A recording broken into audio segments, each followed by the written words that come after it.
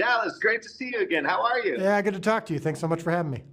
Yes, absolutely. Well, it's always a good day when we get to talk to you because you gave us the gift of the chosen before, and now we get another gift. And, here we are talking about Christmas before Halloween. This is okay in this case because what a special movie. You got to be excited to bring this onto the world because it really is a gift.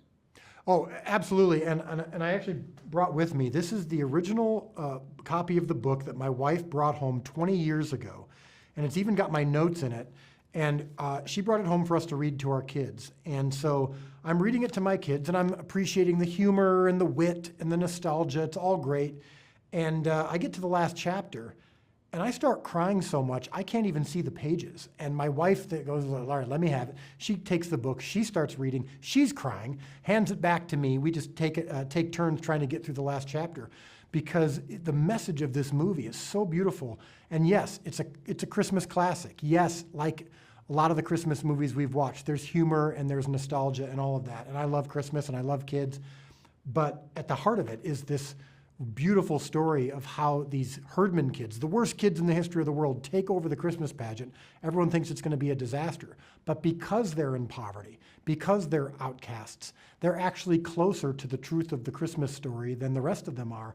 And I just said, I have to make this movie. So for 20 years, I'd been pursuing the rights and had been with other studios and other directors, and I was just praying every year that God would keep it from someone else and let me eventually make it. So even talking to you about this and being able to say, I made a movie called The Best Christmas Pageant Ever, and it is coming to theaters, is in and of itself a dream come true. Yeah, it's so special. I was going to ask if you're nervous about taking on such a thing, but you already took on the Bible. So yeah, I have a little experience taking a book and contribute and kind of portraying it on screen and with all the pressure that comes with that. So I honestly looked at it as an opportunity more than pressure. I'm like, the world needs to see this story on screen, and I think we did it. Yeah, well, one of the things we admire about you is you're making content that's great for our families, and it's something that you want to see too, people look up to that and they think, see, that's what I want to do, but easier said than done. So what kind of advice are you giving people at this point in your career? Well, I think, honestly, you have to get to the point where you stop measuring yourself by the numbers, by how many likes you're getting on social media, by how successful in the world's eyes your project is. Because I had a movie that completely bombed at the box office 8 years ago, and I was broken. But out of that, I surrendered, and I said, you know what? I no longer care about results anymore. I just want to deliver the best that I can. And when God says, okay, this is worthy of acceptance, the transaction is over. So as hard as it has been to get this movie to the screen, as passionate as I am about it, and as desperate as I am for it to succeed, I honestly can let it go now and go, you know what? This belongs to the viewer, and I hope that people love it, but I've done my part, and I love this story. I love the movie that it turned out to be, and I'm proud to be able to deliver it to you. Yeah. Well, this is what, my co-host Drew Pearson, one of our great Dallas Cowboys, taught the Hail Mary. This is what we call a Hail Mary moment, right? Well, literally. I mean, because think about it. Not only is this a Hail Mary moment where I'm finally delivering the story to the world, and I don't know how it's going to turn out. I hope people respond. But it's about Mary. It's actually about Mother Mary and the birth of Christ and the story of the Nativity. And so, yeah, I actually grew up because my name is Dallas. I was forced to be a Cowboys fan as I was growing up. So I remember Drew Pearson, of course. I remember the Hail Mary. So this is a different kind of Hail Mary, but at the end of the day, I think it's the same. It's that same hope and a prayer.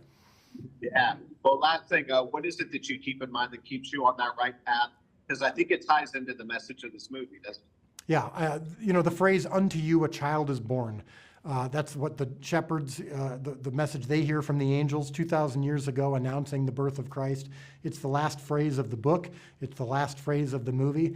And I think it's also a phrase that defines my life. I truly do believe that there was a baby that was born for me, for the world. And because of that, everything's different. And because of that, I want to give to others. Because of that, I want to portray a movie like this that brings hope and healing to the world. And so that phrase, unto you a child is born, I think is life-altering, and I hope people get that out of this movie. How are you? Hi, Paul. How are you? Where are you calling from prison? I am. This is the window to my soul, and I'm about to jump through it. Good for you. Yeah.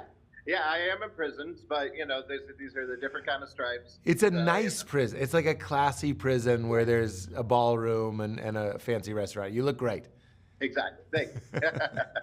Well, we're so happy to have you on with us today because this movie is so sweet, so cool, and it finally got made. And so, when something like this comes up, you must think, "Oh, I got to do this, right?"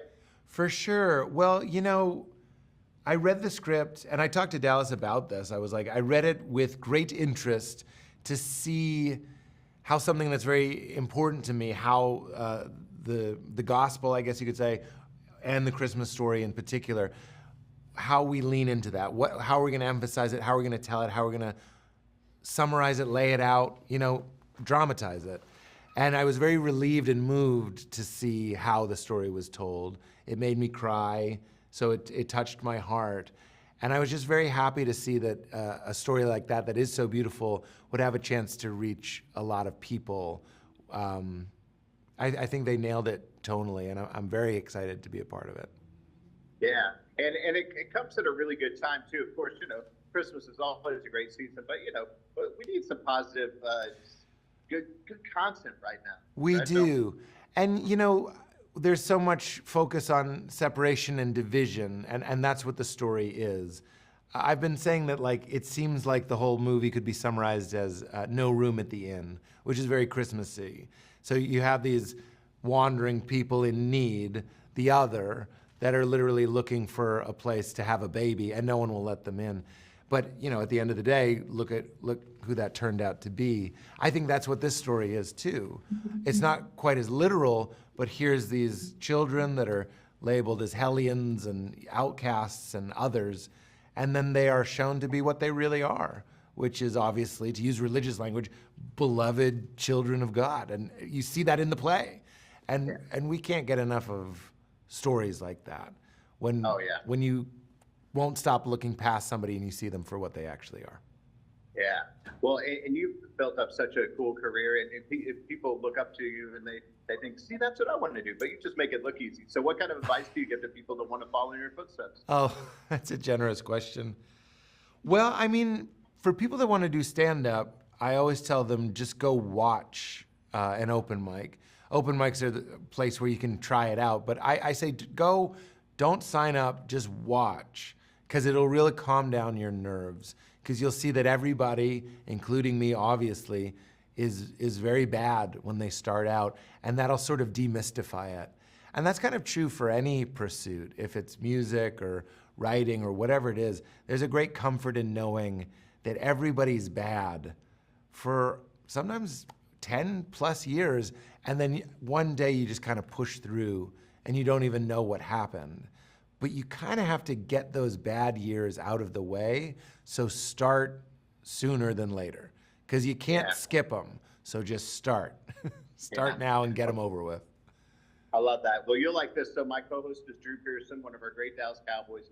Caught the Hail Mary, went in the Hall of Fame, and we got to ask you your Hail Mary moment, that moment in your life or career where you just had to go for it and it worked out for you. Oh, wow, yeah, no, I know it right away because I had a talk show that was produced by one of my heroes, Conan O'Brien. We did it for about a year and a half, 2 years, and then it got canceled. And when it was canceled, I just didn't know what I was gonna do with my life. And it was a really strange thing to go from having this really steady gig and working with my friends and getting to be creative all day, every day, and to have that tap just shut off, And I wasn't sure what to do, and I believe it was a Wednesday, and that's important in the story because I sat in my car and I asked myself, if you could do anything, so Hail Mary, what would you do?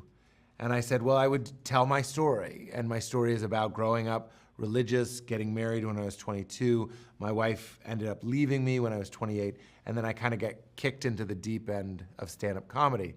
And I was like, the shows and the movies that I loved the most were made by Judd Apatow. So I was like, really? And I think it's an important question everybody should ask themselves, to know what you're aiming for. Like, the dream of dreams would be a show about that made by Judd Apatow for HBO. So that was Wednesday, and I called my manager who knew Judd, and Judd was shooting Trainwreck in New York. And they were like, he can see you for 10 minutes on Friday morning. So talk about a Hail Mary. It wasn't a football, but it was me flying across the country I think my meeting was at 7 a.m. I probably got there at like 5:45. Had a coffee, which I didn't need because I was so excited, and I went in, and true to his word, I had 10 minutes with him. The pitch went great. He didn't say it. Hollywood doesn't really work where they go like, let's do it, but he was like interested. We were going to keep talking, and I ended up staying there the whole day. And in the weirdest ways, not only did we make the show, but now Jed and I, he's one of my absolute closest friends, which is, so the pass landed. It was incredible. But even when it was happening, I was like, wow, this is a Hail Mary. It really is. Oh, that's beautiful. Well, we're going to tell everyone to check out this movie. It's so special and has a great message. And looking forward to talking to you again soon and seeing you sometime live here in Dallas. I hope so. Thanks so much for taking the time. Thanks for helping us get the word out. And I hope you make bail. Oh, yes. Thank you. I'm going out the window. Yeah. They didn't bar it, so you can escape easily. Yeah. I'm going to do it. Thank you so much. Bye-bye. I appreciate it. Yeah, you too.